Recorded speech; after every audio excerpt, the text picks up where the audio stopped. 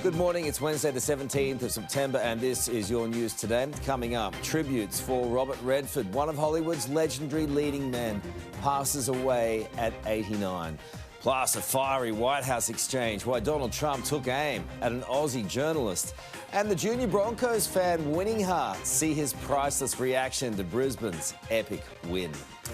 We begin this morning with breaking news. Tyler Robinson, the suspect in the shooting of Conservative influencer Charlie Kirk, has been charged with murder. Let's go live to 9 US correspondent Reid Butler. Reid, good morning to you. New evidence has been revealed by the Utah County Attorney. Sarah, that evidence in these charging documents that we have here, the prosecution appears to have an incredibly strong case. They have text messages that 22-year-old Tyler Robinson allegedly sent to his romantic partner. I'll read out some of those now.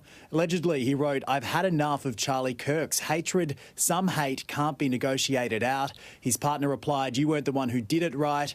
He wrote back, I'm sorry. And then there is also new information about Robinson's mother. She was the one who allegedly spotted her son in the FBI images that were released early on in the investigation. She and her husband were the ones who also apparently convinced Robinson to hand himself in after he had told them that he instead wanted to take his own life. Here is the Utah County Attorney with more details. I do not take this decision lightly, and it is a decision I have made independently as county attorney, based solely on the available evidence and circumstances and nature of the crime. Because we are seeking the death penalty, the defendant will continue to be held without bail in the Utah County Jail. Robinson's father also suspected that the bolt-action rifle used in the assassination might have been the weapon he had actually gifted his son. And Robinson's mother has told the prosecution that her son had drifted politically to the left in recent years and was far more pro-gay and trans-oriented. We're expecting Robinson to be in court shortly, and we're also waiting to see whether federal charges are laid as well. A few moving parts, Reid. Thank you.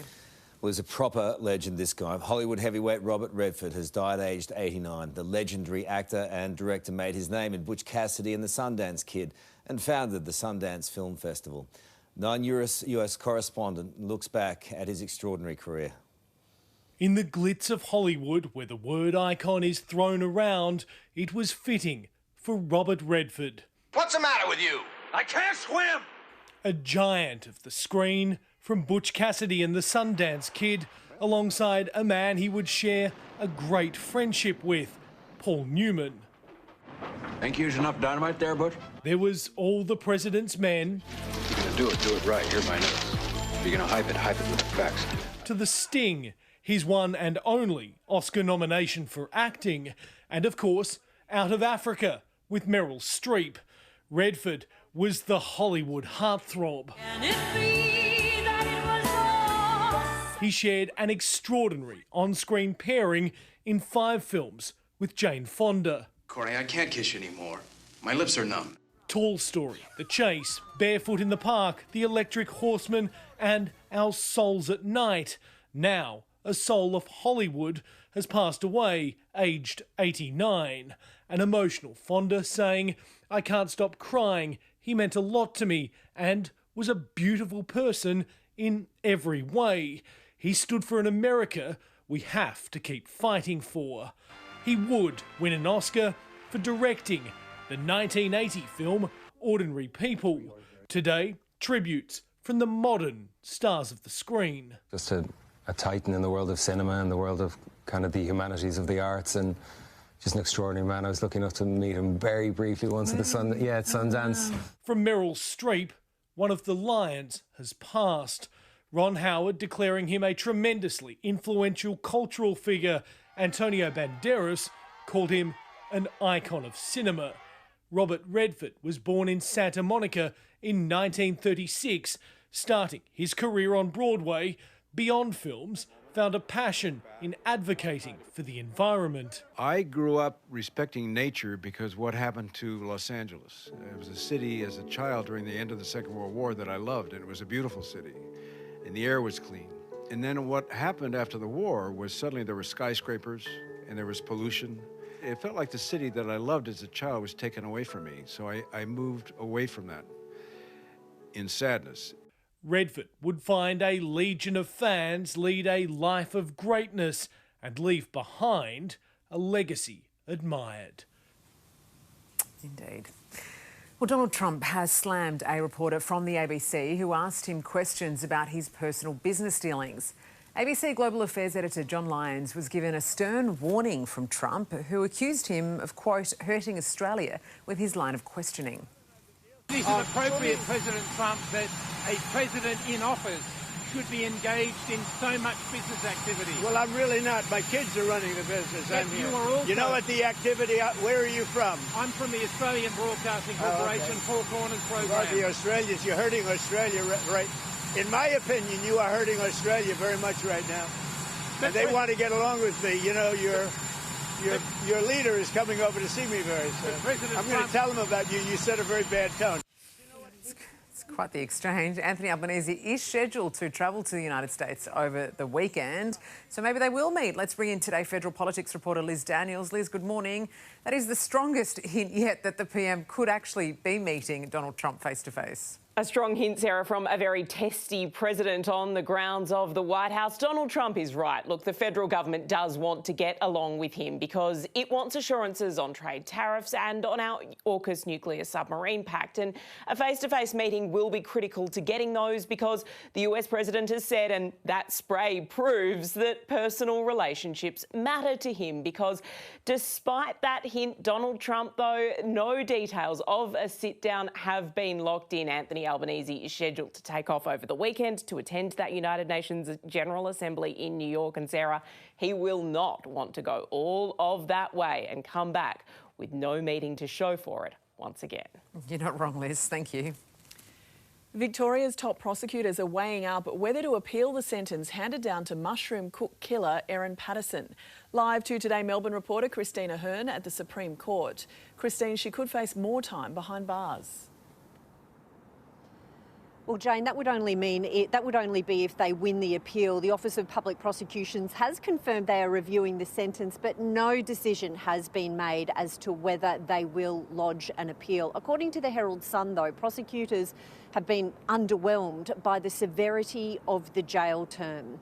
Erin Patterson was sentenced to life in prison, but with a non-parole period of 33 years for murdering 3 of her elderly relatives and attempting to murder a 4th by serving them death cap mushrooms. Erin Patterson herself is weighing up whether to lodge her own appeal. Jane. Chris, thank you. The alleged text message conversation involving NRL players Brandon Smith and Victor Radley has been revealed. The exchange is set to be used in a brief of evidence after Smith was charged with drug supply by Queensland Police. Messages allegedly from Radley's number asking for an 8-ball, which is terminology for an amount of cocaine. Radley hasn't been charged with any crime and there is no suggestion he has behaved unlawfully. Smith will face court tomorrow. US President Donald Trump is just minutes away from touching down in London. Let's go live now to 9 Europe correspondent Edward Godfrey. Edward, there's been a protest at Windsor against this visit. Yeah, that has, Sarah. Not everyone is happy about his visit here, but I believe the US President and First Lady Melania Trump are maybe seconds away or maybe have just landed at Stansted Airport, just on the outskirts of London, for this unprecedented second state visit following that one in 2019. While here, they'll be staying at Windsor Castle for much of the time. Tomorrow, the US President will lay a wreath at Queen Elizabeth's tomb. There'll be a military parade inside the castle grounds and a flyover by the Red Arrows. But as you say, there will be protests. There is some action planned for London tomorrow, and earlier there was a group gathered here outside Windsor Castle, very much against his politics and against him personally. After the US President and Melania are done with their royal engagements, the US President will be meeting with UK Prime Minister Sir Keir Starmer. That is for some bilateral trade talks, and no doubt, Sarah, the UK Prime Minister will be keen to have something strong to announce following that. Absolutely. Ed, thank you. Well, we all know a great game of footy can stir up some big emotions. We've witnessed it firsthand on this desk many times. We certainly have. This junior Broncos fan is no exception. Check him out. The 5-year-old's priceless reaction to Sunday's epic win over the Raiders is winning hearts online after it was caught on camera by his mummy Poos. Take a look. That is heartbreaking. Check the context. Yeah! Yes! Oh! It's all right, we're still in it. Yes!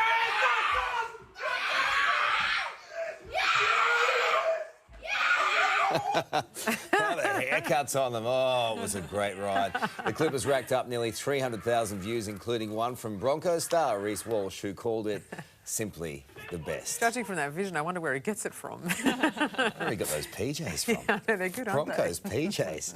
And the pants. Good idea for a Christmas present. OK, all right, Thank you. I'll bank it. Let's take a look at the weather right across the country now, and a fine and warm day ahead for Brisbane, while it will also be sunny in Sydney and Canberra. Partly cloudy for Melbourne and Adelaide. Showers forecast for Hobart and Perth.